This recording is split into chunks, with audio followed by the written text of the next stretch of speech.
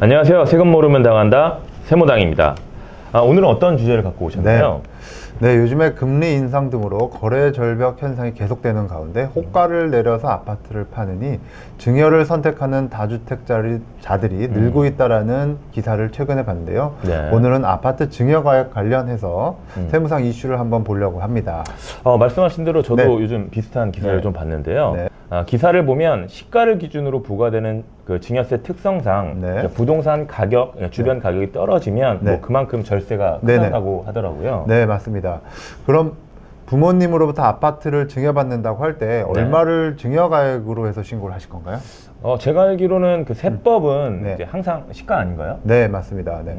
시세, 이제 뭐 기준시가 이런 얘기들이 많은데요. 네. 일단은 이제 세법에서는 증여재산가액은 증여할 때 현재 시가를 기준으로 삼고 있습니다. 시가요? 네네. 좀 더 디테일하게 좀 설명 네, 부탁드릴게요. 네. 일단 시가라고 하면 불특정 다수인들 사이에서 자유롭게 거래가 이루어지는 경우에 통상적으로 인정되는 가액을 말합니다. 네. 뭐 수용, 공매, 매매 가액이 있었다라고 하면 그 가액도 일정한 요건이 되면 시가로 인정을 받을 수가 있습니다. 네.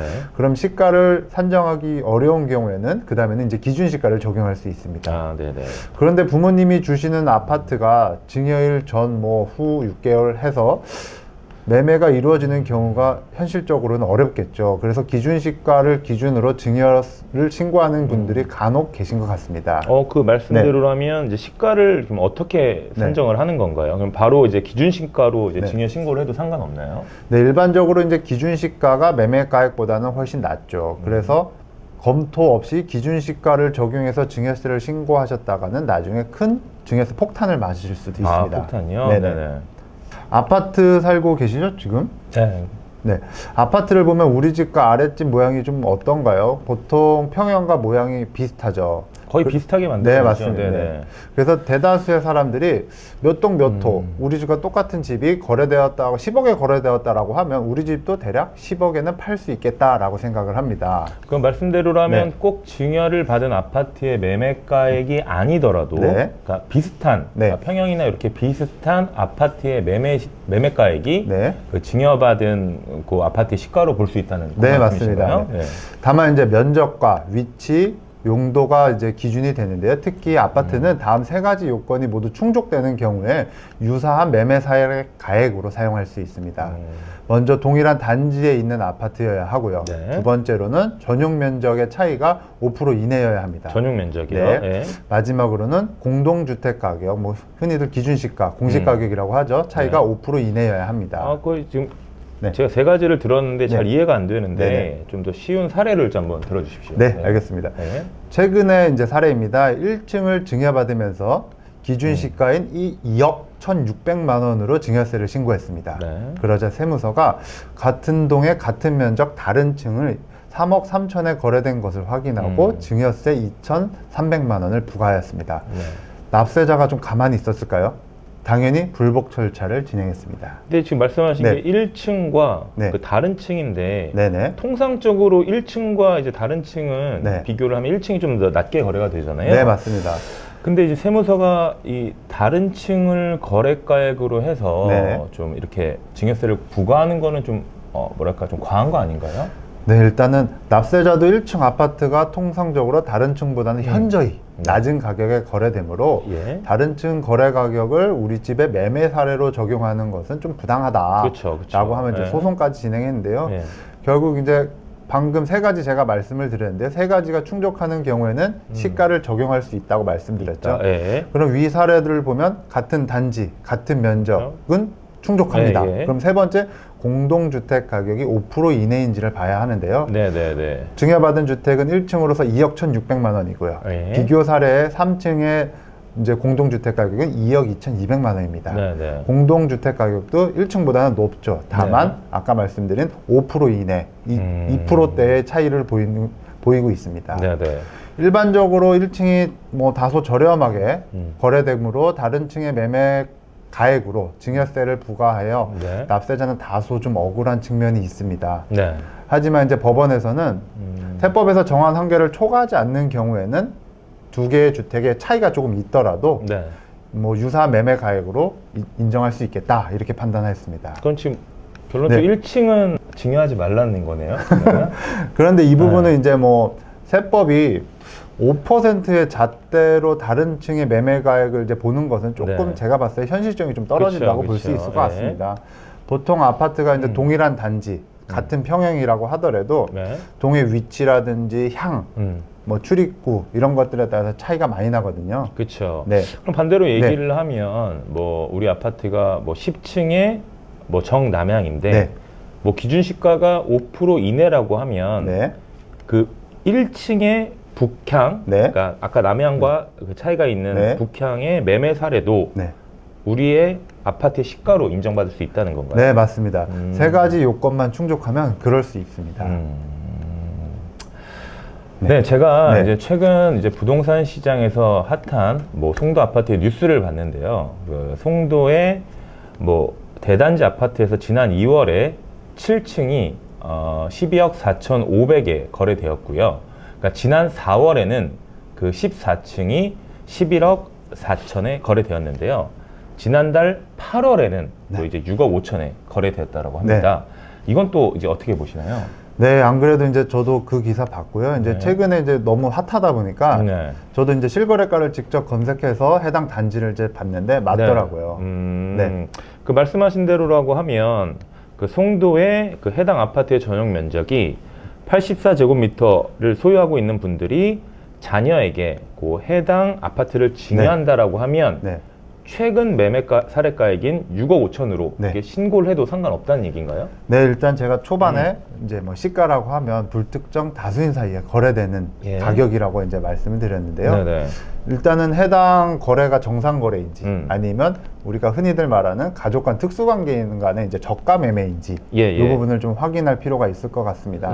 뭐 특수관 간의 거래로 거래가액이 부당한 경우에는 시가로 인정받기가 좀 어렵겠죠. 인정받지 못한다. 요 해당 거래는 어떤 내용인가요? 네, 제가 일단 인터넷으로 실거래가를 조회할 때는 제3자 거래인지 이게 정상 거래인지 여부까지는 확인되진 않습니다. 하지만 이제 주변 공인중개사 사무실에 이제 전화로 문의한 결과 가족 간 양수도 라는 답변은 받았습니다. 하지만 이 부분도 추가적인 확인은 좀 필요할 것 같습니다.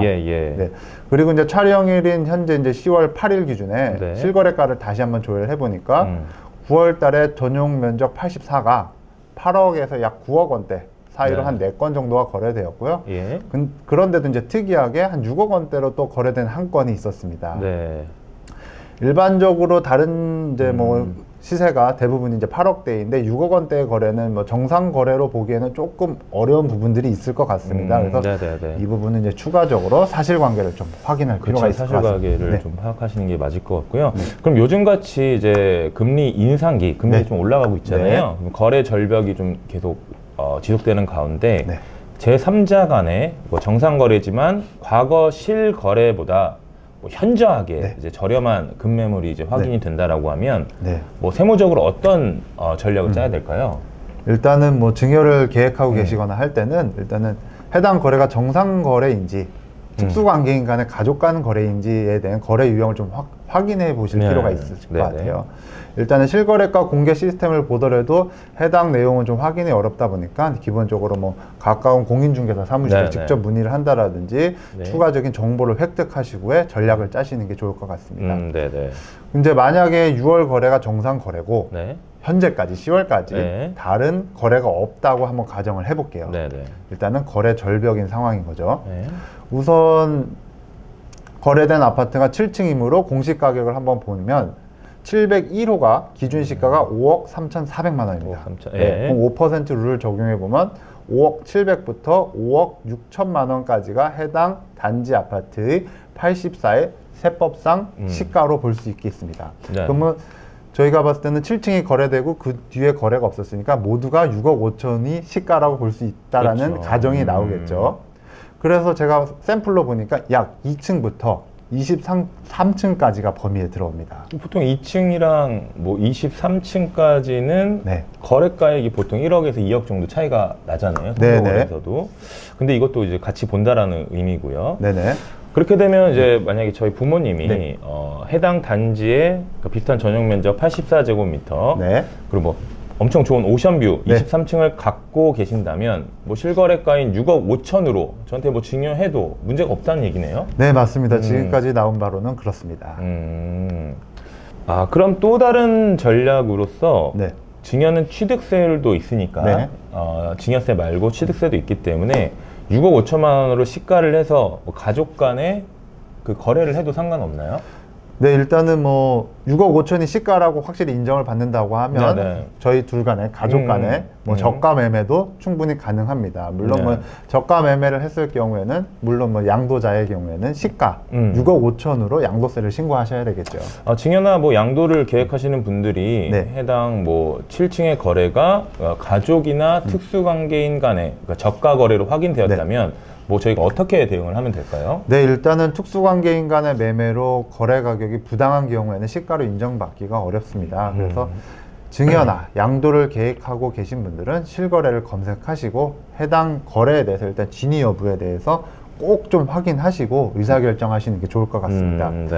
만약에 부모님이 소유한 23층 아파트를 증여받고 6억 5천만 원으로 증여세를 신고 납부하였다가 추후 가산세 등 큰 문제가 발생할 수도 있습니다. 네, 지금 잘 들었고요. 이제 마지막으로 이제 최근에 이제 아파트 증여를 생각하시는 분들이 많을 거예요. 근데 이런 분들이 이제 주의해야 될 점은 어떤 것들이 있을까요? 네, 일단은 부동산 경기가 좋은 시설, 뭐 거래가 많겠죠. 다르게 요즘같이 거래가 많지 않은 거래 절벽 시기에는 시세를 파악하기가 어렵다라는 게 의사결정에 큰 장애가 됩니다. 특히 이제 뭐 증여 같은 경우는 이제 시가로 신고를 해야 되는데 얼마를 신고해야 될지 이런 부분이 좀 어려우실 수가 있을 것 같아요. 그래서 혹시라도 이제 시가를 잘못 적용해서 증여세를 과소 신고하게 되면 추후에 가산세 문제도 발생할 수도 있거든요. 그래서 일단은 증여일 전 6개월, 후 3개월 사이에 아파트 실거래를 꼭 검색하시고 거래 유형 그리고 해당 면적과 우리 아파트가